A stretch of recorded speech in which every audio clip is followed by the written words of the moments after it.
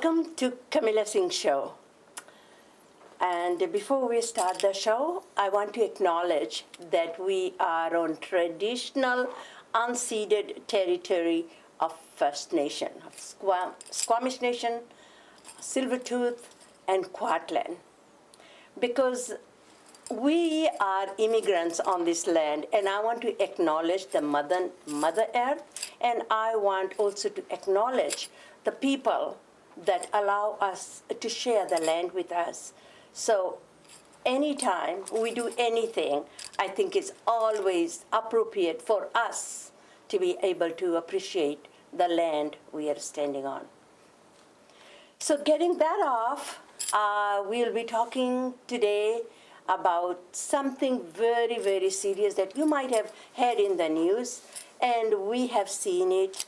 And actually in 2021, which is last year, there were about 2,224 deaths due to illicit drugs in 1 year. And when we compare that with people dying with COVID, for last 2 years, there are about 3,000 people in BC died with COVID. So the way that we are losing our children to illicit drugs or overdose, however you want to call it, that it's, and beginning of this year, from January to March right now, we already have lost 200 people with overdose. Do we want to admit that there's a huge stuff in our community and our children are getting towards this, and we are losing our children to dying with overdose? So with me is Shannon Sharanya. He's a mentor, a teacher, a coach. We have had him before, but he was also one time being part of drugs gangs. And we want to talk to him, what was it like and how did he exit it? And I think it's not how you get into that, how we say, I'm not gonna have my family, I'm not gonna see my children graduate if I carry on this lifestyle. So thank you so much for coming back to the studio again. And what we are gonna talk about, and nobody wants to talk about that. It's something that is in the closet and we don't want to talk about because it's not very pleasant to talk about. Mm-hmm. So do you see where we coming? But as a media, I think we all have responsibility to talk about it and educate our community. Yes, absolutely. It is a difficult subject to talk about. There's, of course, in this pandemic, it becomes even more difficult because it's just one more addition to social issues that we are facing as a community. But like you said, it's very, very important to talk about it. Everyone is facing it in some degree, whether we know somebody or we know somebody that knows somebody. Yeah. I just seen on Facebook yesterday, actually, somebody I knew that I grew up with. He passed away a long time ago. He got in a shooting or something and he passed away. He had a child. That child's mother just passed away 2 days ago on an overdose. So that child is an orphan now. So everyone knows somebody or knows somebody that knows somebody. So it's a very big issue and needs to be talked about. Now what I'm seeing is that a lot of us are looking at the symptom of it. So this is a problem, it's too big of a problem, and now we start doing something. So we need to, as a community, I think, really pay attention to the source and the root of where it's coming from, start supporting people in that direction, and then we'll see the symptoms change. Not to say that the symptoms right now don't need to be managed and looked at, but I feel there's not enough people looking at the source. And when I was reading the report about this overdose, even in January when it came out, the report that we lost 2,224 people in last year, it's not the people that are, we always think when you think about overdose, we think about downtown east side, the homeless people there. That's all they do. Whatever money they get from the government, they spend and they smoke and they don't care about anything and they die. But it's very strange that most people were from Surrey, and these are people that have families. These are the people, they also have jobs.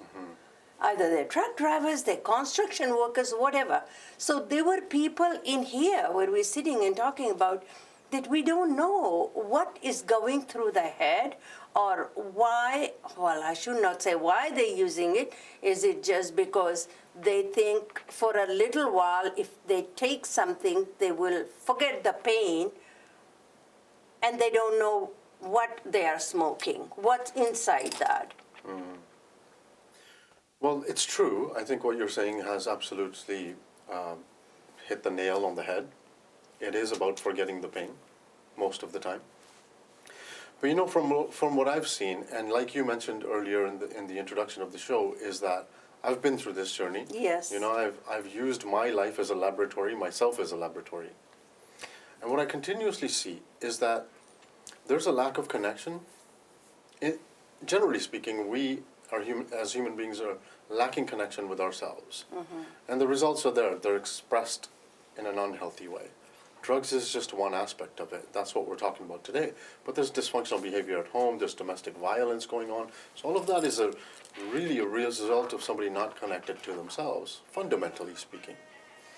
Now, having said that, it is, if we mention about what you just said about truck drivers and just regular people that are living their daily lives that are using this stuff, why are they using it? Well, to me, it looks like they're using it for two reasons. Number one, they continued using it, right? They were using it as a weekend kind of drug, not something... Recreational. Recreational, that is more yeah. accurate to say it. Number two, the pandemic has added so much stress and isolation onto people, and that has exploded for people to be inside of their thoughts more. They don't know how to handle their thoughts and emotions.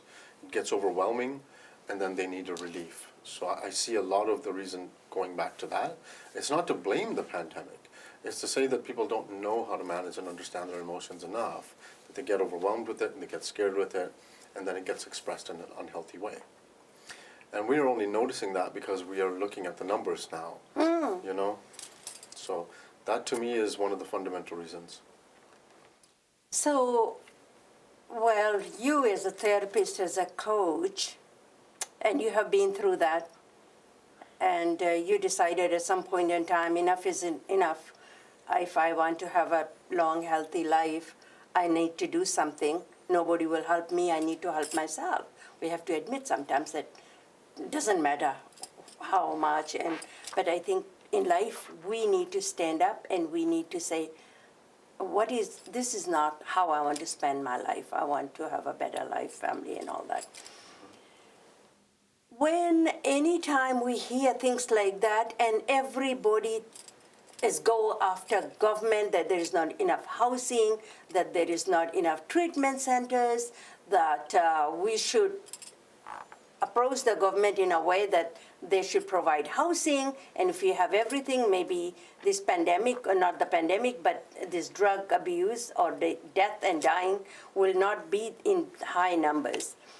But the way I look at it, that it's not when you are into it that time. I am looking at, if I have to talk to somebody, I will start from a child who is going grade 1, grade 2. Is never too early to talk to your kids at home that this is what's happening. Has anybody offered you anything? And if anybody says this is candy, take this candy. Always make sure, just say, okay, if you need to take it, put it away in your pocket and do not eat it, bring it home. Don't. So this has to be started at a very, very early age and not on the top to put the Band-Aid situation. Because when you got to the full circle, you are all addicted, then it doesn't matter how much money is being thrown at you, you are just putting a Band-Aid. It's not going to go. But if we want to start educating our children, what do you think of? I mean, that's my thought. How do you feel about that? Yeah, it's absolutely necessary. I think, you know, us growing up, we didn't have that kind of opportunity, right? No. There are so many organizations these days that are in support of drawing these subjects out and speaking about them, and the resources that support people that want to get out is available now tenfold than it was when you and I were growing up. So it's a very, very important factor. And I also think that it's really important that we don't impose it. You see, we as a community, and I'm very generally speaking, and I'm speaking from an experience of me also making this mistake, imposing that, drugs are really bad, stay away from them. Why? Because kids hear it differently. They go, oh, this is dangerous, I kind of want to do it more. I want to experiment with it more, So instead of that, it's like this education piece of what it is, what it will lead you down, and also the education piece of how they have these resources inside of them, like emotional resources. To me, in the work that I've done, continuously I see that people that have suppressed their emotions, repressed their emotions, very innocently, they don't know they're doing it. They just kind of get busy and busy and busy. Emotions get suppressed. They get expressed in an unhealthy way. And I speak about this a lot. And I look at that because emotions can be expressed in unhealthy ways in so many different aspects, right? Self-abuse, drugs, alcohol, violence, people get angry, frustrated, they become short-fused. All of that leads to emotional suppression. And most people, if they start to understand their emotions, they start to see that, okay, this is not something to be scared of, right? It's a feeling, it feels uncomfortable. If we get less scared of it, it gets expressed less in an unhealthy way, and people are not likely to go down that road. So to me, that was a big breakthrough, because it wasn't like drugs are bad, I need to stop doing drugs. It was more like, it doesn't make sense to do that to myself. So it has to be a light bulb moment there, right? Mm. Now, I think that's a piece that's missing, right? That has to be amplified more in the community, that people need to be educated on how to handle themselves so that it's not expressed in this dysfunctional way. Combined with education of what this is doing to the community, what people are losing by losing their lives, families are dismantled because of this. And so it's like this holistic approach that needs to be done. So you as a coach, and those mothers and grandmothers and dads and everybody that is watching you or listening to you today, and you go into homes and talk to the family, but not every family be able to have you. How should they start the conversation with their children? That's a great question. Personally, what I've seen working through trial, experiments, lightheartedness and connection. We don't value that because we come to this most of the time. This is a serious matter. But serious matters can be talked about with love and lightheartedness. And I've seen that work the most in the most direct, most effortless way. There's still effort involved, but it's effortless because it takes this discomfort away from the parents that, oh, I need to talk to my kids. How am I going to do it? So they become a little bit stressed about it, right? So if they have this lighthearted and connection approach to their children, they can start that relationship building, self-trust, and trust building between the two. Their children are more likely to come to them when they do this. Mm-hmm. So how do you do it? Well, one of the best ways is to share your own experiences. Mm-hmm. That might be difficult in the beginning, but it works really well. And when the child sees the parent as a human being, not as a boss, not as an authority, they start to look at them as, oh, maybe it's okay to talk about my mistakes because my mom did, my dad did. They understand they've made mistakes too. So they're able to come to their children more. Then building that relationship will have them stay on the right path for them. Okay. And there are so many times that we know, as parents, grandparents, we know that our children are missing schools, they are not interested in school, they are sleeping, they are on phone all night, they're talking to somebody, they are gone out and come early hours of the day or morning and they sleep. And there is something wrong. But how do you break the barrier of talking to those people? They are already into it. How? Yeah. I mean, you can sit with them or go in their room and sit, and they're laying on the bed, and they're not going to talk back to you, and you can pour your heart out, but it seems like nothing, they don't hear nothing that you are talking. They don't hear anything. Yeah. Okay, this So is is it kind of that the child is into it too much and they need professional help, and as a parent, I'm not be able to provide that? I don't think so. I have a very unorthodox, maybe not so popular answer, but it works. And it is to tell the parents, tell the adults to look in a different direction than they are. So I'll just expand a little bit on that. The direction we have been looking at, again, generally speaking, everyone's different, every family dynamic is different. Generally speaking, parents are looking at, okay, this kid is really heavily involved, this is serious. We need to talk to them, we need to get them talking. And when that doesn't work, they do it harder. But it doesn't work, so why do it harder? So we need to look at a different direction, what that different direction is. And here's the unorthodox part of it. Kids do not want to talk about their problems. It's heavy on their mind, they're embarrassed about it, they don't feel comfortable, and we are telling them to open up. They will clam up even more. And if we try and tell them to open up in a nicer way, they can read you, right? Their intuition catches it. This person is manipulating me in some way, I'm going to not speak to them. So that direction is unhelpful. What is helpful is to talk to them about something else. And I don't mean just something else like how's the weather. I mean something else like what do you want to do in life? Let's expand that conversation. Because that will expand in their mind. Their problems, which seem very heavy, start to loosen up. They themselves will come to you after their lighthearted relationship with their problems because they don't look at them as such heaviness, right? It's very unorthodox comparatively to what we've been doing, but it works so well. I run a youth program on the weekends. On Saturdays, it's an hour every week for 3 months. Then we take a break, we do 3 months again. Those kids, there's about 6 of them now. When they came in, they were so hesitant. They don't want to talk about their problems. They said, you know what, I don't know, I'm good, I maybe sometime. They were talking to their parents were telling me, can you please take my child in? It's a free program. Yeah. And I said, sure, bring them along. And their parents said, you know what, they're really feeling uncomfortable because they don't want to talk about their issues. I said, oh no, we don't talk about issues there. We talk about something else. Let's help you design your life. That's what we're talking about.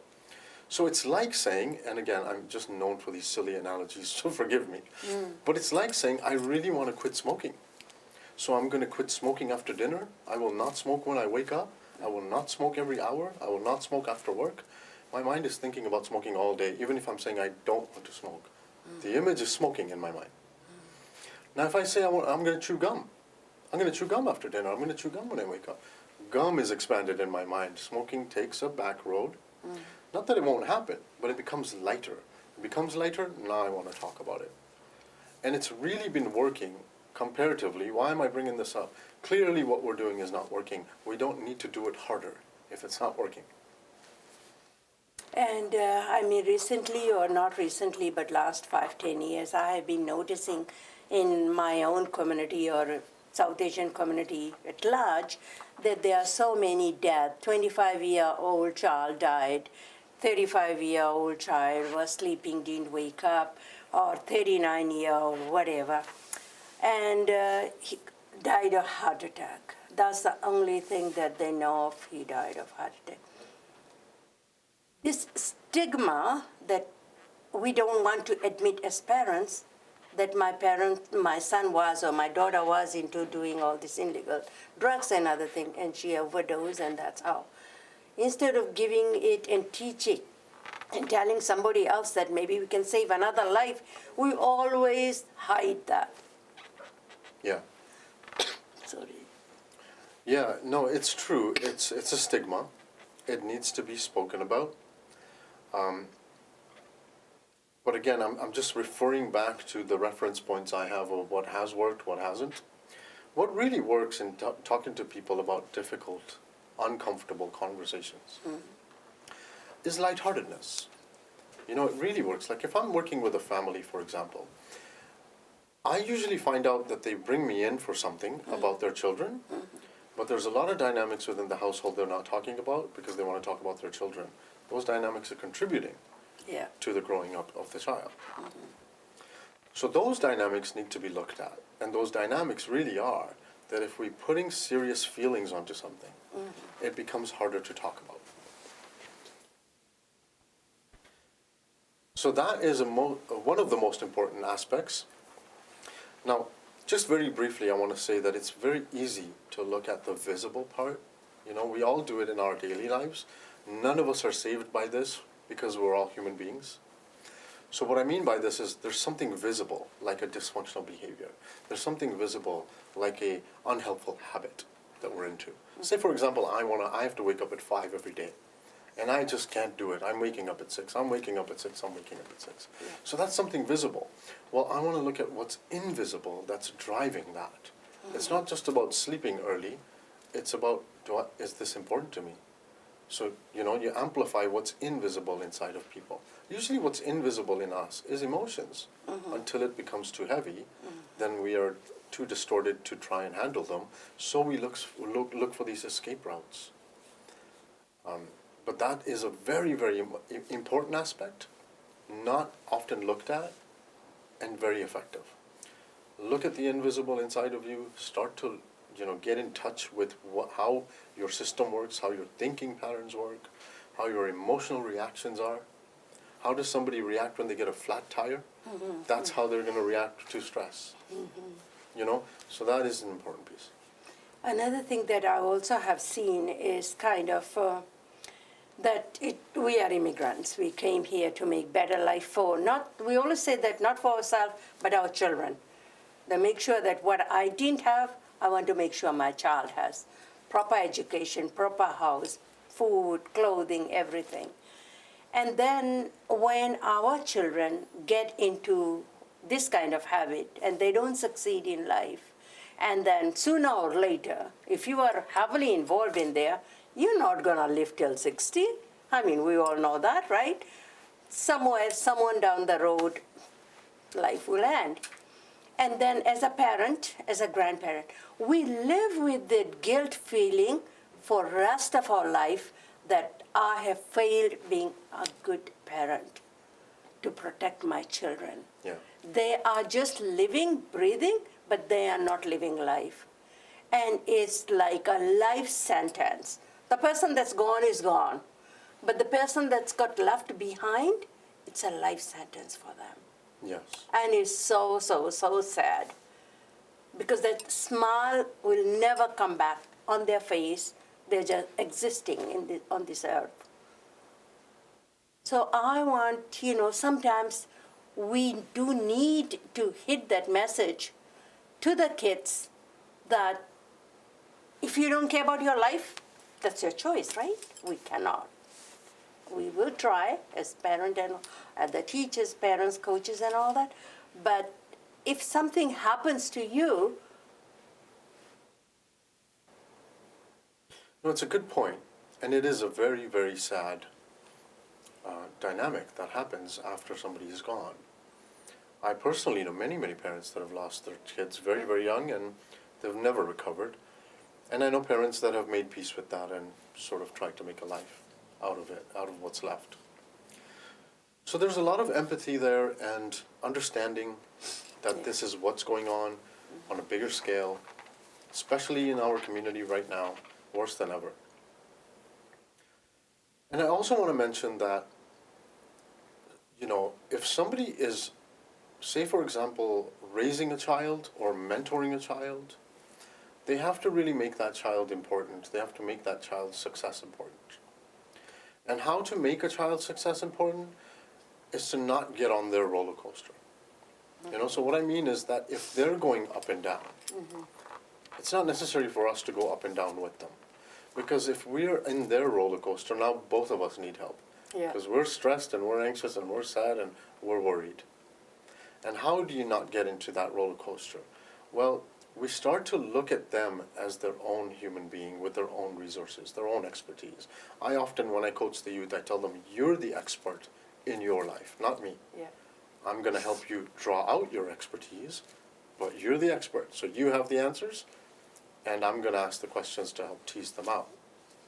Now, of course, there's some skill involved in that as a coach, but as a parent, you can do that as well, right? Parents are the best coaches in the world, I think, because you have a 24-hour job. Yeah. I don't have a 24-hour job as a Yeah. coach. So parents need to look at how they can draw out the best out of their child instead of talking about the worst and giving them more caution than anything. There's something very remarkable about human beings, which is, again, a little bit of the invisible part that I was speaking of. All human beings have this part of the brain called the amygdala. Right? Yeah. This is general knowledge of amygdala. Is the function of amygdala is to notice fear, danger, and it keeps us safe. It keeps us from crossing on the road when the bus Yeah. is coming, when the lion is coming at us. It'll give you indicators, danger, run. Unfortunately, when we talk about what's wrong with people, that same function of the brain lights up. So they are in fear when they're talking about things that is wrong with them. Now, when a mind is in fear, it's distorted. There's no intelligence available because it's either fight, flight, or freeze. Yeah. That's it, right? So if we're talking to kids like, here's what's wrong and here's what you need to do and it's very serious, now their amygdala is activated. Now they're going fight, flight, or freeze. No wonder kids don't want to talk about it, freeze, or they talk back, fight, or they run away from home, flight. Yeah. That's the function. Yeah. So do we need to look at talking to them differently? No. We need to look at how we are doing it. Okay. With that, I think this is not the end of it. We will never be able to finish this segment, but I'm looking at the clock, and I think we should end right here. And maybe I'll get you back with a panel, a few more people, to talk about this sometime later on. So thank you for watching Kamilla Singh Show, and we shall see you all of you next week. Take care.